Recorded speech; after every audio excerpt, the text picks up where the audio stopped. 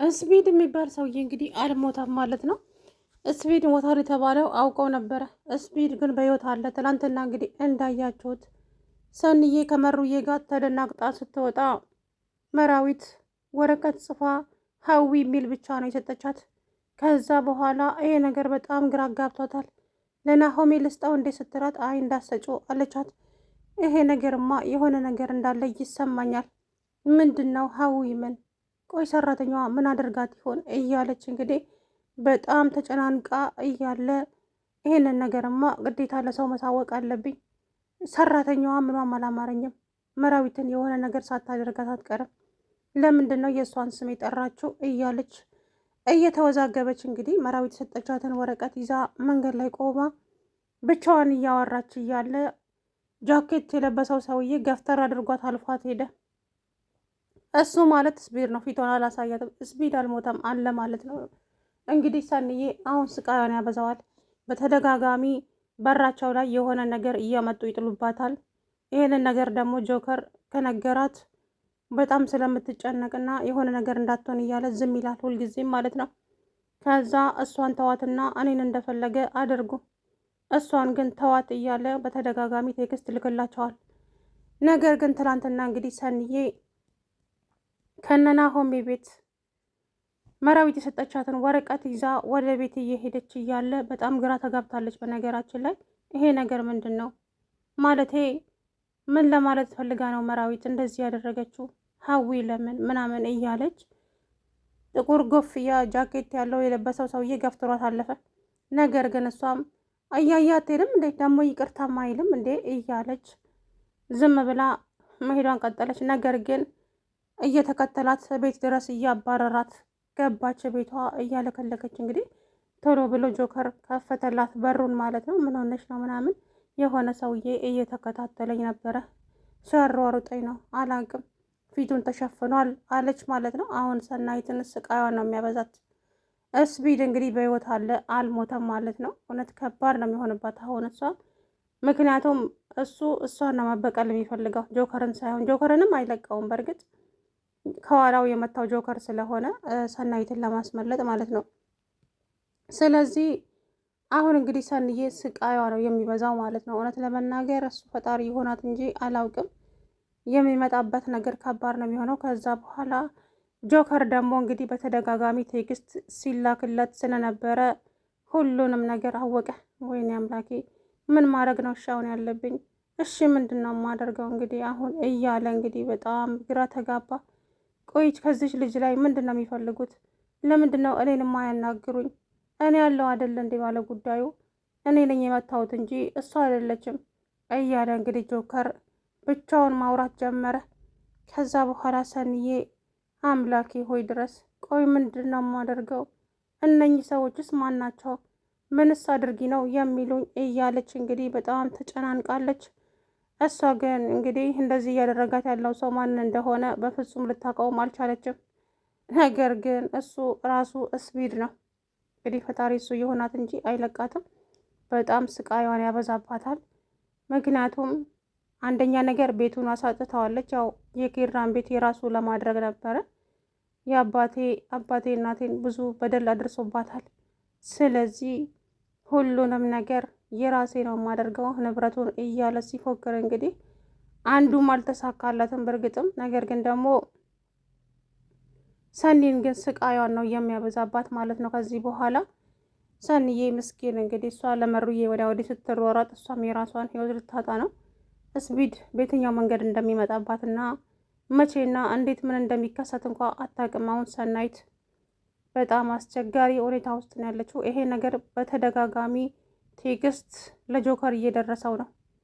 እሷን ሴትዮ አሳልፈን ማሰጠን ከሆነ ሁለታችሁንም አንለቃችሁም የሚል ቴክስት ሁልጊዜ እሷን ተዋትና እኔን እንደፈለጋችሁ ማድረግ ትችላላችሁ፣ በቃ እሷን ተዋት ይላል በብስጭት። አልተዋትም፣ መተው እንደዚህ ቀላል ነው እንዴ? ለምንድን ነው የምንተወው? እያለች እንግዲህ በጣም እየተናደደ ጆከር እየተናደደ ነበረ። ከዛ በኋላ ቆይ አንተ ማነ? ምንድነ?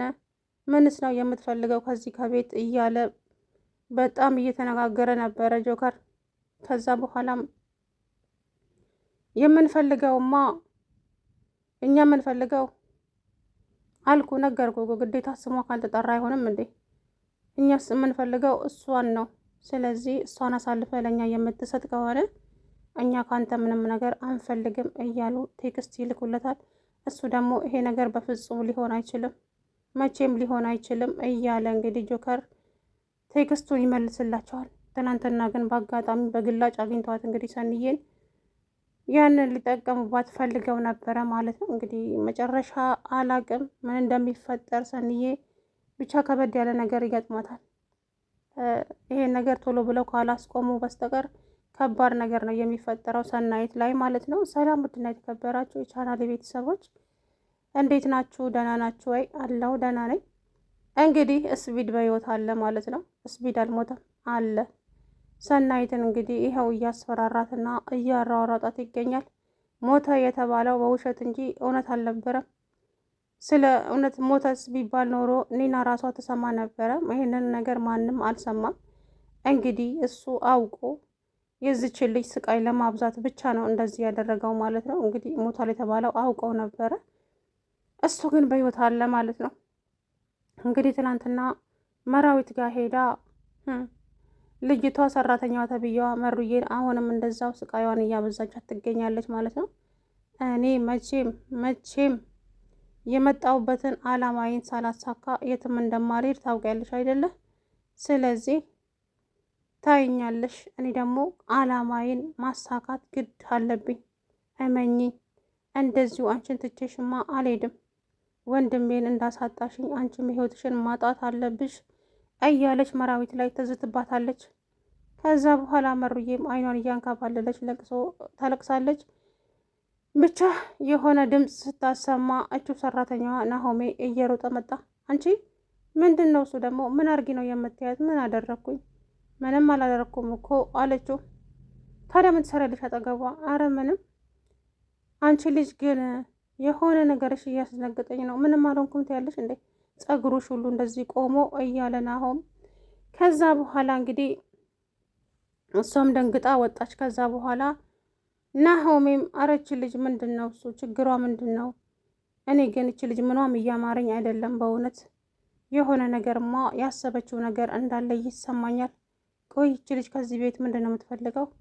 ቆይ ምንድን ነው የምናደርገው? እያሉ እንግዲህ ናሆም ግራ ተጋብቷል ማለት ነው። መሩዬም እንግዲህ አልነሳም አልንቀሳቀስም ቦታው ተመችቶኛል ብላለች ማለት ነው። እዛ ጋር እንዴ አንድ ሰው እኮ ራሱን ለማዳን ራሱን መንፈራፈር ያለበት አይደል እንዴ? በዛ ላይ የሆነችውን ነገር በትክክል ጽፋ ካልሰጠች ሰው እንዴት ነው ችግሯን ሊረዳላት የሚችለው? ስለዚህ ማነሽ መራዊት ይበቃሻል፣ ተነሺ። እዛ ሆነሽ እንግዲህ ያው በህይወትሽ ላይ ፈርደሻል ማለት ነው። ናሆሜ 24 ሰዓት ሙሉ ከአንቺ ጋር አይቀመጥም፣ እናቷም ደግሞ አንድ ቦታ አትቀመጥም። ስለዚህ እች ልጅ ይሄንን አጋጣሚ ተጠቅማ ገብታ ጉር ትሰራቸዋለች ሁላቸውንም ማለት ነው። ስለዚህ እንግዲህ ወይዘሪት መራዊት ተንቀሳቀሽ፣ ግድ የለሽም፣ ይበቃሻል ማለት ነው። እና መራዊት እንግዲህ እዛው ጋር ተኝታ አይኗን ከማንከባለል ውጭ ምንም ባለፈ እጇ ታዞላት ነበረ። ትላንትና ደግሞ ጭራሽ የማታንቀሳቀሰውም እጇን። ጉድ እኮ ነው። ምን ማለት ነው እንዴ? ታሾፋለች እንዴ? እንደምንም ብላ የመጣችው ወረቀቱን ግጥም አድርጋ ጽፋ ለሰናይት መስጠት ነበረባት። እንግዲህ ሰንዬም ተደናግጣ ለናሆም ልንገራው እንደ ስትል አይ ላ ራሷን አወዛወዘች። ታዲያ ምንድን ነው እሱ? ወይ በትክክል እኮ አልጻፍሽልኝም። ምንድን ነው እሱ? ምንም እኮ የሚያስረዳ ነገር የለም፣ ሀዊ ብቻ ነው ያልሽው እያለቻት እሷ ግራ ተጋብታ እንግዲህ ወረቀቱን ይዛ ወደ ቤቷ እየሄደች እያለ እንግዲህ ስፒድ መጥቶ ከኋላዋ እያሯሯጣት እንግዲህ ቤቷ ድረስ አስገባት።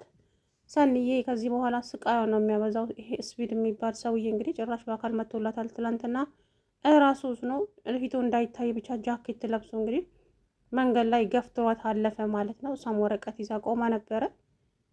እሱ አይለቃትም፣ መከራዋን ነው የሚያበዛው። አንደኛ ነገር ሊበቀላት ነው። ምክንያቱም የኪራን ቤት እንግዲህ የራሴ ያደርጋለሁ አቶ ተሾመ የሚባል ሰውዬ እናቴ ላይ ሲቀልድ ነው ይኖርባት። ይህም ደግሞ ለእናቴ ነው የሚገባው ይሄ ቤት። እናም ብሎ እንግዲህ ያንን ፋይል ሰናይት ስለደበቀችበት ብቻ ነው ሰናይትን አግቶ ሲያሰቃያት የኖረው። ከዛ በኋላ እንግዲህ ሰንዬን የፈለግከው ነገር ማድረግ ትችላለህ እንጂ ይሄን ፋይልማ አልሰጥህም፣ ብትገለኝም ትገለኛለህ ብላ እንግዲህ ጀግንነቷን አሳይታ ያንን ፋይል እንግዲህ ለኪራ አስረክባለች ማለት ነው። ስቃይ በዝቶበት ይሄ ነገር ግን እስከ ዛሬ ለማንም አልተናገረም፣ ማንም ምንም አላለም። ያንን ፋይልም መጣ ከተለቀቀች በኋላ ከታገተችበት እንግዲህ ፋይሉን ከነናሆሜ ቤት ይዛ መጣች። ለኒና ይሄንን ቦታው ላይ ሂጂና አስቀምጪ ባለፈ ከዛም እሷ ሄዳ ቦታ ላይ አስቀምጠች። ሰርጎም ተደገሰ። ኪራም እንግዲህ ከዛ በኋላ አይቶ ይሁን አላየው አላውቅም። እንግዲህ አሁን ስፒሪታዊው ሰናይትን ለበቀል ለሚፈልጋት ገባችሁ?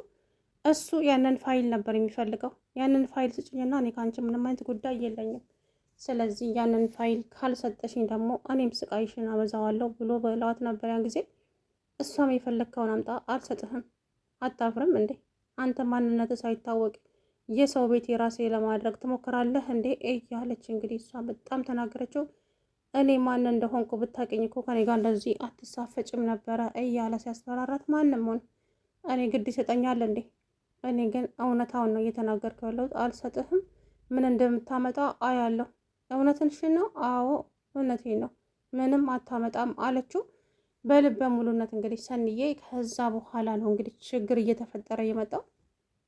ከዛም ጆከር ሲያያት እንግዲህ እያሳዘነችው ስለመጣች እሱ ፍቅር ይዞታል መሰለኝ እዛ አብሯት ስለሚውል ከእሷ ጎን ቆመው እንግዲህ ይሄ ስፒር ተብዬው እሷን ይዞ ወደ ሌላ ሊያዘዋውራት ሲሄድ እንግዲህ ከጀርባው ድፍት አድርጎ ጥሎት ሰናይትን አስመልጧት ነበረ።